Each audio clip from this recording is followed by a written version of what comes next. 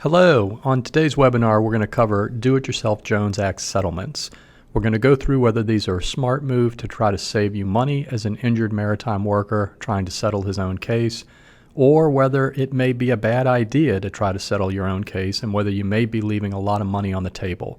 Now, specifically, this webinar is going to discuss the concepts and the ideas of an injured maritime worker under the Jones Act, or even maritime law, trying to settle his own claim without an attorney. We're going to go through some of the potential pluses, we're going to go through some of the potential downfalls, and I'm actually going to give you very specific suggestions and observations about best practices and what we feel is a really good practice if an individual is going to try to make any type of settlement discussions at all on his own without an attorney. Now, let's go through a couple of points here before we start. First, my name is Tim Young. I'm your host. I'm a maritime attorney from New Orleans, Louisiana. We have a Gulf Coast practice here. It's actually a national practice, primarily along the Gulf Coast. For more than 23 years, I've been handling maritime and Jones Act cases for injured workers, basically throughout the nation, throughout the United States, with a real focus on Louisiana, Texas, Mississippi, Alabama, and Florida. We have successfully helped, myself and my law firm, we've successfully helped clients with very serious injuries, multiple brain injuries for clients, major burns, multiple surgeries. We've really been honored and frankly honored to play an important part in their lives trying to piece things back together for them after very serious injuries. Let me go through some basic ideas here about Jones Act, or about negotiations first. What we're going to discuss here is basic negotiation points, and these are 2 points that I want to bring up, and they both go to what decides how much is offered on a claim. So we want to start today with the basic idea of overall, what decides when a party sits down at a table, what generally decides how much is going to be offered when they're trying to negotiate something. There's 2 tremendously important points here. These are the 2 core concepts I really would ask you to try to understand. There will be a download at the end of this webinar that you can download. It'll have these points on it. I think they'll be helpful to you as you try to move forward, thinking about your position and when you try to negotiate. The 2 most important points when you're trying to negotiate, one of them is, what is the possible value of your claim? What this refers to is the party on the other side of the table from you. They are going to be thinking, this is one of the most important ideas going through their head, what is the possible value of your claim? What is the highest amount that your claim could potentially be worth? Because that is going to anchor how they start to make offers and how they, what they call, evaluate your claim. The second, let's break this down a little bit first. Is the claim potentially worth $1 or $1 million? And the difference, obviously, is if it's a claim that at the most could be worth $1, that is going to anchor and drive how much is offered to you. If it is a claim that potentially could be worth $1 million, obviously that drives the amounts that are going to be offered to you. The next important point here, it's item number 2 on the slide, is the other side is always driven by what may happen if they don't settle. And this is a very important concept. The other side, sitting across the table from you, will always be thinking in their head, if we leave here without getting a deal done, what does that mean for us? How does our next week look? How does our next 30 days look? What type of a short-term future are we going to have if we don't get a deal done? This is actually referred to, it's so important of a point in negotiation, it's referred to as the best alternative to a negotiated agreement, a BATNA, B-A-T-N-A. That's just a fancy term that negotiators, professional negotiators, have come up with for this concept. Let me give you some examples here of how this plays out in the real world. Again, like I said, if they don't get a deal done, will something bad happen to them? That's another good way to think of it. If they leave the table, are they going to have an adverse effect when they leave the table? Or are things going to stay the same for them or potentially even get better, which I'll give some examples of in a second. This is one quick example here. If you have a broken down car and you push it into a car dealership and you're trying to negotiate for the purchase of that new car, you do not have a very good BATNA. You don't have a very good alternative if you can't negotiate a new car. And the dealer will know that, and they'll know that essentially when you leave that parking lot, that car lot, you will have to figure out transportation. You may have to go to another sales place to try to negotiate, start all over again for a new car. So the dealer kind of has you in a bad spot, and everybody knows this intuitively when you go and try to negotiate for something that you just have to have. Well, what's going on behind the scenes is you don't have a very good alternative if you don't get the deal done. You really need the deal, is how people say it. Another quick example is sometimes people will get a real good offer for their house and they go ahead and sell it quickly, and then they're forced in the next 30 or 60 days to try to go find another place to live. When they go negotiate and they go look at other places to live, maybe it's a house, maybe it's an apartment they're going to rent, again, they don't have a good alternative if they don't get that deal done because they've sold their house, they're going to be on the street, they have to get a deal done, they're eager for it. What is going on, again, psychologically is you really don't have a good alternative to getting a negotiated agreement. So that's the second core principle here. Again, just to recap, fundamental critical point is what is the possible highest value of a claim. Second fundamental point is what does the future of that party look like if they don't get a deal done. Let's go through a key idea here. This is going back to BATNA, and it's basically what is your BATNA versus their BATNA, and this is more specific to a Jones Act situation. Individual's been injured working on a vessel. What is the alternative for that individual when they sit down and even think about discussing a settlement of their case without an attorney or without filing any claim? Same thing on their side. What does their alternative look like when they're sitting down with an unrepresented seaman trying to negotiate a maritime claim for somebody who doesn't have a lawyer? You have a situation where potentially you may need the money. A lot of times, all of our clients go through very, very tough times. A lot of times they're not getting paid what they used to earn. Their bills are starting to slowly pile up. They're getting behind a little bit each month. So when they go into any type of settlement discussions, typically it's a financial crisis. They really need money. Next one is they may not be very certain of your medical condition. You may not be when you're trying to negotiate this. A lot of times companies will be reluctant to approve a lot of testing, so you may not know the real severity of your injury, or sometimes parts of the bodies haven't even been checked out yet. We see that a lot. People will call us and say, my back got hurt also, but they've never sent me to a doctor for that. A lot of times, frankly, you're going to be scared and confused. You really don't know going in this type of process if you're doing anything right or wrong because you really haven't done it before. Bottom line here, and this is the last point, is if you don't get some type of relief when you go into some type of settlement discussion with your company after your injury, things may get worse for you. Let's look at it from their point of view now. From their point of view, really nothing bad happens to them if they don't settle with you. This is, again, if you're unrepresented, there's no claim filed in court, and we see this all the time. The client, the injured maritime worker, seaman, will basically have a lot of treatment. A lot of times they have surgeries done, and then the company will call up and say, okay, it's time for our insurance person to come out. We want to sort of settle up with you. We want to talk about wrapping all this up, maybe get you back to work. That's the language they use a lot of times. Well, what's going on is they come out, they meet with you, maybe they do it by phone, and if they don't get a deal done, nothing bad really happens to them. Their next week looks pretty much like their last week did. As time goes on, this is the second point here, you may actually be willing to take less. So they may get in a better position as time goes on because you get more desperate. And the third point here is they really get to save their money the longer they get to delay paying you. A lot of times I'll use an example of people getting electric bills and rent bills. People don't send their money in early. Usually they wait on those bills until they're actually due.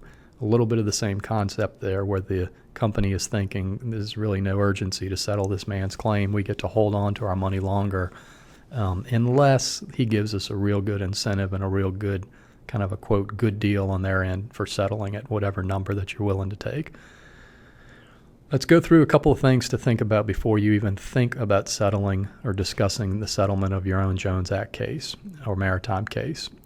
These are just some points. I want to walk through quickly and see, as you're kind of going through this checklist, think if you've gone through these and if you've kind of satisfied these, or if some of these are kind of outstanding and still lingering in your situation. First one is, do you have an accurate understanding of your medical condition? This is very important. Many times, it is more common than not for an individual who's been injured offshore to call us. Maybe they got hurt on a tugboat or a barge. They call us. They're very scared, but almost always, we hear that one of their real concerns is their medical condition. They're not positive they're getting the right treatment. Like I mentioned earlier, sometimes they haven't had parts of their body examined properly or test run on certain parts of their body to figure out what's going on. So first question here is, do you really have a 100% full, accurate view of your medical condition and all your injuries? Have you had all the tests done? Couple items here to go through this. Do you have an opinion from an honest doctor that you picked?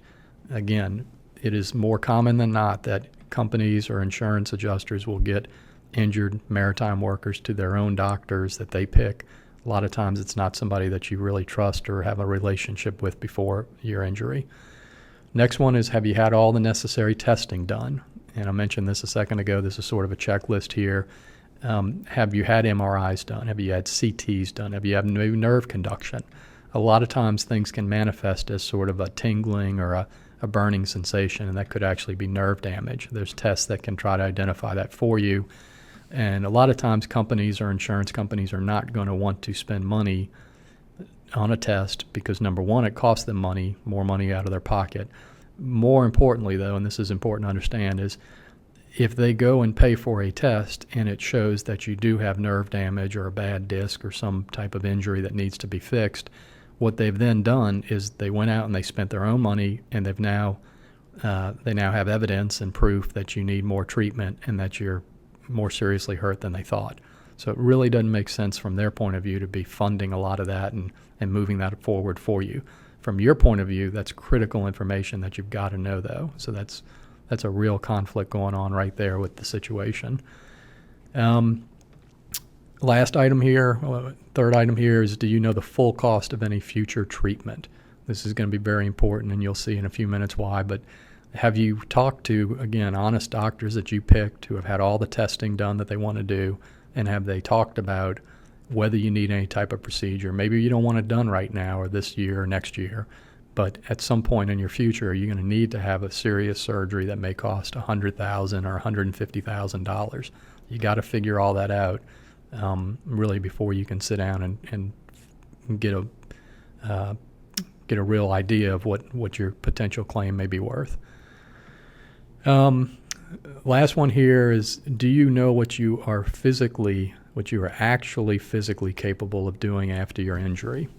That's the last one here. I'll read it again for you. Do you know what you actually are physically capable of doing after your injury? This is very, very important. A lot of our clients and potential clients have obviously been off of work after an injury. They have not been back to full duty work. They are assuming that they can go do heavy work. They're not positive. And so they're really in a position of lack of knowledge there. One suggestion, moving on here, is to test the insurance company's honesty to you, with you, before you begin. What I mean by this is, and I'm going to give you some real specific tips here on how to do this, but you want to test their honesty. They're going to come into this situation with you and basically say, all right, we want to try to wrap things up. You've had treatment now, maybe you've had a surgery or two even. You haven't been at work for a while. Let's go ahead and settle things up. Let's square things up. And they typically approach you with this concept or this idea. So a real belief here, our office really believes you should test their honesty before you even start this process. If they're being genuine with you, then when you walk through these next points, you'll figure that out pretty quickly. First one is to ask for all the key documents that they already have and you don't. And this is pretty basic, but if you kind of step back from your situation, and it's hard because it's very emotional and you're really in a strange, different place. But if you step back and you think about this, they have on their boat or on their company or on their rig or wherever the injury occurred somewhere they have a file with a bunch of stuff in it, and a lot of times it's key documents that they have that you don't, and you don't know what any of those say, and those are going to be important, as I'll explain. So first one is you want to ask for the witness statements, and again, there's a checklist you can download at the end of this webinar, but you want to ask for witness statements. Perhaps when your accident happened, the company went out and talked to a bunch of the your coworkers who were standing nearby, maybe even people who witnessed it, and they may have written up favorable stuff about how it happened that helps you. Next thing you want to ask for are the accident reports. Pretty basic, but you want to see what they wrote on them. A lot of times our clients are seriously injured and they're really not familiar with what was put on the accident report. They get airlifted off the rig, or they get brought from the dock immediately to the emergency room. So they really don't know what those reports said. You want to ask for copies of those. Again, they have these things, and if you want an equal footing, if you want a balanced negotiation here, you want to have the information that they have before you even start this process. Next thing you want to ask for is your recorded statement. A lot of times companies will have called you. Again, I can't tell you how many times our clients or potential clients call and say, I gave something, I don't remember it well, it was in the hospital, the guy came out a day after the injury, I was on medication, and you want to ask for that because that may have good information there where you really explain what happened well, or it may have bad information that hurts you, but you want to know that. Very important here, number 4 here is you want to ask for the investigation reports. These are a little bit different than accident reports, and a lot of you guys who've been out there for a long time know these kind of reports. Root cause analysis is what they call them. Sort of investigation reports is what they'll call them. Sometimes they even do a PowerPoint slide where they walk through what happened and why it happened and how to prevent it. That is going to give you the fault part of the case, the negligence, the what happened that shouldn't have happened part. And you do want to know that before you get into any type of discussion about what they may owe you. So here again is you need to really know how fair they're being with you. You need to know how fair they're really being with you before you even start dealing with them. That's a strong suggestion of ours. Just a good basic rule with any type of negotiation, especially when it's one involving an injured maritime worker who may not have experience with this, going up against a real seasoned insurance adjuster who does this all the time for a living. So from the get-go, you want to get a real idea of how fair is this guy being. Another thing I cannot tell you how many times happens is our clients, people who end up becoming our clients, will say that they dealt with the adjuster. Overall, he was a nice guy. I kind of trusted him. I thought he was fair. And a lot of adjusters are nice, but they're doing their job at the end of the day. And what happens is when you really drill down and you ask for these documents, you're going to figure out pretty quickly if he is really showing you all his cards, or if he's trying to, use very nice, friendly language, but at the end of the day, he's not giving you the same information they have access to. Okay, let's get down to it. Let's get down to sort of some observations we have as to what to do and how to do it if you're even thinking about discussing settlement with your own Jones Act case without an attorney. Now, first thing is major disclosure here. Obviously, I'm an attorney. I've done this for more than 23 years. Major disclosure, though, is that this is not specific legal advice for your claim. If you're watching this webinar, chances are we have not talked yet. We're happy to speak with you at any point. But until we know the specifics of your case, we really cannot give you specific advice. What I'm going through here is general concepts on what we consider to be best practices, the best way to handle a company when they call pretty much anyone and ask to discuss settlement. So again, this may not necessarily apply in your case, but in general, these are what we believe are very strong, good concepts. Hopefully what you might be able to do is sort of apply them to your situation. Again, please call us if you have any questions about your specific situation. We're happy to talk with you, no charge at all. But again, I do need to let you know that these may not actually apply to your situation, but they'll certainly give you something to think about. Going through here, first step, this is what we always recommend to somebody that calls us and says, the company's talking with me, what do I do? Tell them to make the best possible offer to you. Tell them to make the best offer possible to you. They are approaching you. They understand the value of your case, so they should. They should be the ones who make the first offer out there to you. So, number one here, this is, again, drilling down a little bit more detail of this concept. Tell them to put the offer in writing. Get it in writing there. Again, very common, I don't want to say trick, but a very common practice is they may mention one amount and talk about this. And stuff on phones these days, people may not remember. A lot of times people say, oh, you might have heard something different. You must have misunderstood me. So the best way to do it is in writing. So it's so easy now to text or email each other. Just say, put it in writing what you're going to offer me. Second point here, this is important, is tell them to break it down for you. Why are they offering you that amount? How much is for wages? How much is for paying? You want sort of a line item checklist on what the $25,000, $50,000, maybe $100,000 offer is based on. And if the more general they are with it, the more that should be a red flag for you. If they're saying, well, it's just an offer, it's what we think overall is good, because you want to know. Maybe you've lost 6 months of wages. You want to know, are they even considering that? Maybe you've had 2 surgeries and they're going to offer you an amount that really is basically just your wages. You want to know, are you all even paying me pain? And if they're honest and they say, no, we're not, then it's important, because then you can ask, well, why not? And maybe they have a good explanation. Maybe, I don't know what their reason would be, but at least you have the ability to intelligently discuss what they've offered you. Second point here is under no circumstances, and this is sort of goes back to the first point, do not start negotiations by giving them a number. Under no circumstances should you make the first offer.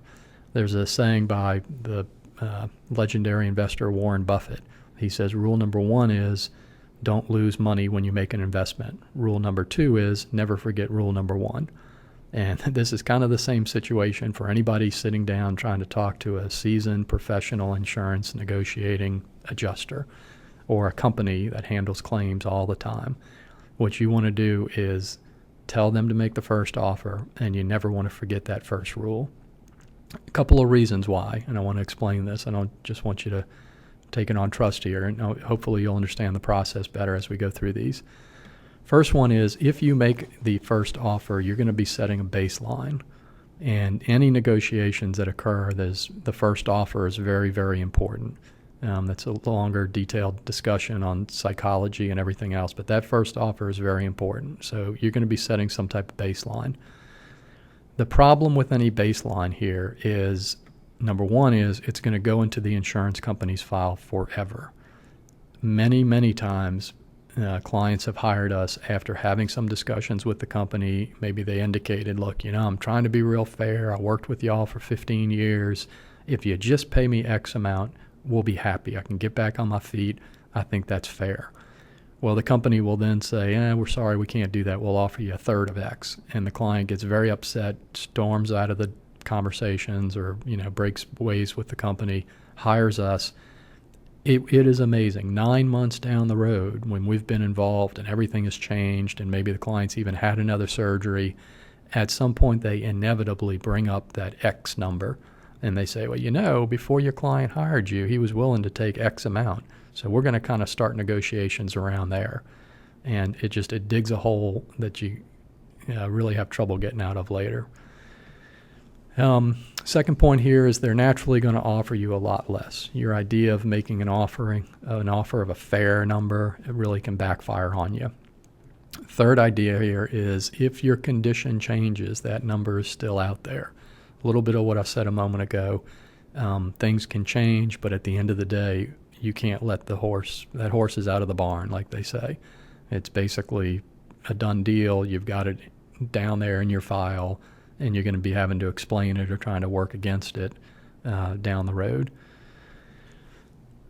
Second point here on why you should never make the first offer is, what you don't know can hurt you tremendously. Sometimes people say the opposite. I don't believe that's true. What you don't know can actually hurt you very badly. Let me give you some examples here. When you are unrepresented, and we'll get more into this in a moment, but you don't have any formal wage loss report. If you're making, say, $80,000 a year and you become injured and you can only make $50,000 a year, well, simple math would say, well, that's $30,000 a year I'm losing. Let's multiply that times 10 or 20, and we've got a basic number there. Well, economics doesn't really work like that. Number one, you're probably going to have a lot of fringe benefits that really can add up quickly for you. Number two is you don't know that you're necessarily going to make that 50,000. Could be a lot less. There's experts that get involved to calculate what you're likely to make. And your lifetime expectancy can be pretty long, your work-life expectancy. So those formal wage reports hired, from experts that are obtained from experts can really surprise you with how high those numbers can go. Next one is, this is very important, you may have limited medical options or opinions about your future medical needs or life care plan. Medicals are a whole nother category here that are very important with negotiating any type of injury case. A lot of doctors, let me break this down as quickly as I can. A lot of doctors will be very reluctant to offer any kind of surgery. There's a whole school of doctors who will say, well, you might need this, and it's possible. They like to use the word possible. Well, there's other doctors who are going to give you what I would call probably a more definite opinion and be a little more definitive as far as most likely you will need this.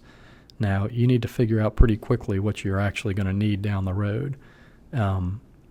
Anyway, the point is with the medical treatment, you really need to figure out what are you going to need down the road, maybe 5 years, maybe even 10 years down the road, but chances are, what are you going to need?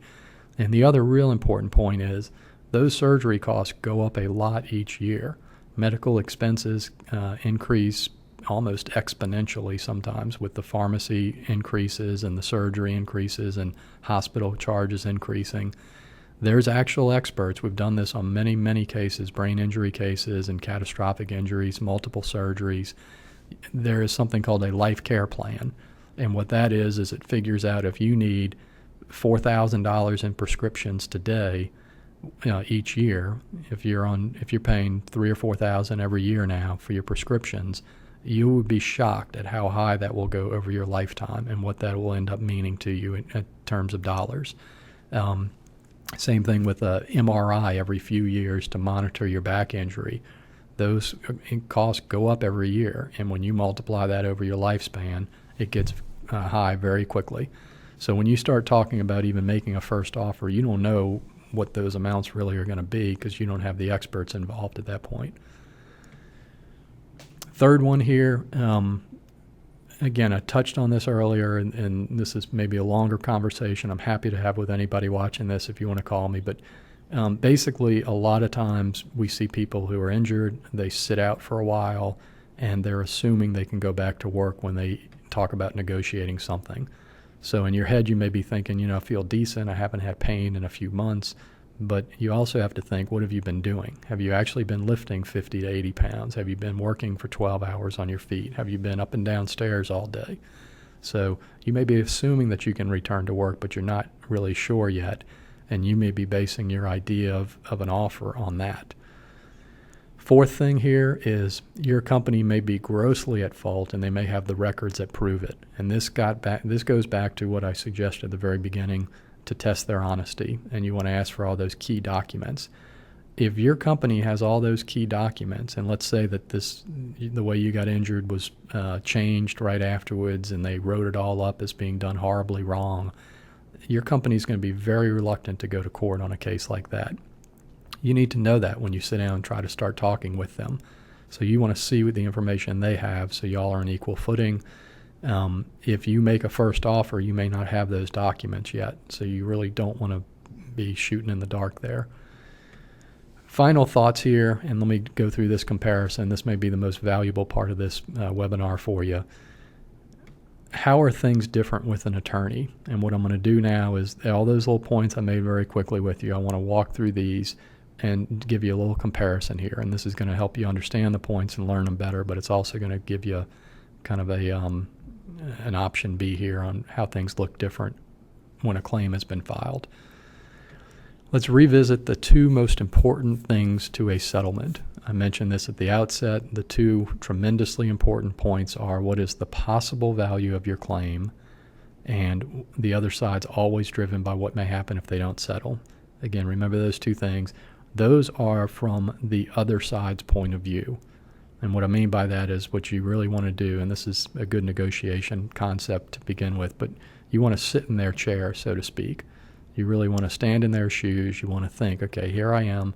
I've got this claim potentially that I've got to deal with, and what are the things that go through my head? Well, the first thing probably is, how bad could this claim be? What a possible value could it be? What's the highest value? Next thing that probably goes through the person's head in that position is, all right, how eager am I for a deal? What happens next month or next week if I don't get this done? Let's go through the possible value of your claim when you have an attorney. So again, put yourself in the seat of that insurance adjuster, put yourself in the seat of that company claims guy. What is the value of your claim when you now have an attorney? Well, you're going to have the benefit, certainly in Louisiana for our clients, we pay for medical costs, we pay for testing, because we need to know the full extent of our client's injuries so we can sit down and negotiate properly. So you're now going to have the benefit of having every test run, figuring out how bad your injuries are. You're also going to have a formal wage loss report. We do this all the time for our clients. You're going to know exactly what that 401k was worth. You're going to know what those insurance benefits were worth. It's another area that increases exponentially sometimes over the years. You're going to know what your wage loss really is, and you're going to have an expert. We get these guys involved for all of our clients. You're going to have basically a job expert to figure out what are you really going to make in that small town that you may live in. We will hire, almost all cases, we hire maritime experts, and they can testify as to what the company may have done wrong. This becomes important because when the company's evaluating your claim now, they're looking at the full package. They now see the nature of your injuries and what the costs are going to be. They now see your financial losses in a report. They now see reports from experts saying what they did wrong and how your accident could have been avoided. The company will now be faced with their own documents that we would have, that we can basically show them and explain to them, this is what happened. We now have all your documents. This is what the jury or the judge will see. Real important point here, this is the last one, is they're going to have a company lawyer involved. Once a claim gets filed in court, a lawyer will service for the insurance company, and they're going to have a company lawyer involved who can tell or recommend to the insurance company what they should really pay to settle your claim. This is a high-level concept. When you are dealing unrepresented, when you're not represented by a lawyer and you're dealing with an insurance adjuster, a lot of those guys are very, very nice, but they will have a limited ability to go convince the insurance company to pay high amounts of money to settle your case. That is a very different situation. It's a very different situation when a company attorney, an attorney hired by the insurance company who does maritime work, who understands the potential value of the case, gets involved, looks everything over, maybe takes meetings with you, does depositions, here's our side of the case. That company lawyer can then go, I don't want to say he's really a friend to you, but he can go do his job and he can go evaluate and recommend what they should pay you. And a lot of times it's many, many multiples of what that adjuster might have offered you. What happens to the other side if they don't settle when you have an attorney? Now this gets to the second idea here. Again, one is the potential value of the case that drives what they're going to offer. The second one is what happens if they're not able to get a deal done. Well, let's look at what happens if they don't settle when you have an attorney, when a claim has been filed for you. The best case is that insurance company is going to keep paying their attorney. So if we go in and we do a settlement meeting with them, or a mediation, which is what we do all the time with our clients, or sometimes courts will have settlement conferences. If we go in on a Friday and we do a mediation and we're not able to get a fair offer for our client, that case just keeps on going forward. And that insurance company knows that on Monday and Tuesday and Wednesday, they're going to be paying that attorney, and they're going to have to keep that file open, and they're incurring the cost. So there is a little bit of pain on their end if they don't get a deal done in that sense. Another item here is you will have people involved once a claim gets filed in court who have a real interest in trying to get things resolved, because that insurance adjuster and the company lawyer and the company itself, you now have kind of a a triangle dynamic going on where kind of a simple way to say it is nobody really wants to look like a hero. Nobody on that end of the table is going to want to stick their neck out and say, look, we know that this fellow went out, he got a lawyer. We know his lawyer has all these reports. We know his lawyer says the case could be worth $2 million, but we're going to guarantee you he's wrong and there's no way he can possibly get that. They're just not going to stick their neck out and make 100% definitive declarations like that. They are in a position where they need to start getting a lot more realistic about what could happen if a trial occurs or a judge puts a number on your case, puts a figure on it. That, again, what I'm doing here is comparing that to when you're not represented. They don't have any of that dynamic going on. When you're not represented, it's simply, we couldn't get a deal done with him, he didn't take what we offered, or he was too greedy, and they move on and nothing bad happens the next week. Worst case here, this is the last item, and critically important, is they may face an upcoming trial date. And I have a saying, I mentioned it earlier, and I say this all the time to our clients. When you get an electric bill or a rent bill, do you ever go a month early and go pay that electric bill? And do you ever send the electric company money 2 months ahead of time and say, you know what, I know we haven't gotten a bill yet, but we're going to go ahead and prepay you because we think that down the road you're eventually going to bill us, so we're going to go ahead and give you the money 2 months early. People just don't act like that. People would generally wait, especially and this becomes even more important when it's a higher priced item or a higher ticket, a higher valued item. And in a case like yours may be, that could be very significant and worth a lot of money. People will wait until there is what I call a due date on that bill before they pay it. And that trial date is in a lot of ways a due date for that company, that insurance company. If they don't get your claim resolved by that trial date or within, a couple of weeks of it, maybe a month or two at the most, if they don't get it resolved, coming up to that trial date, they got a due date. And if they're wrong when they go to court, they may end up paying you a lot more than they could have. So that is critical, and that is just a real important understanding that you should have as to why it's so powerful when you get a claim filed in court. Their alternative, and this is just a good way to summarize all this, again, circling back to the core idea here that we've talked about, their alternative if they don't settle is now much, much different than before. When you're sitting in a chair without a lawyer next to you and you're trying to even entertain ideas about what's your claim worth, that is a real different environment, a real different world than when you're sitting there with an attorney, you've got a trial date set, and you've got all those materials I talked about in your file. And you can tell the company this is what the claim will be worth to a jury or a judge, and you guys need to come to the table. I would encourage you to download our free summary of these core ideas and concepts. Hopefully this information has been helpful to you. I'm sorry we ran a little bit long. We have a lot of these webinars on our site here. We encourage you to look at them. Please call us if you have any questions about your particular situation. What I went through here, again, were just basic concepts and ideas. They may not necessarily apply to your situation. I would encourage you to call us if you have any questions at all. We truly enjoy helping injured maritime workers. We know how important it is to you all, and hopefully this has been help to you.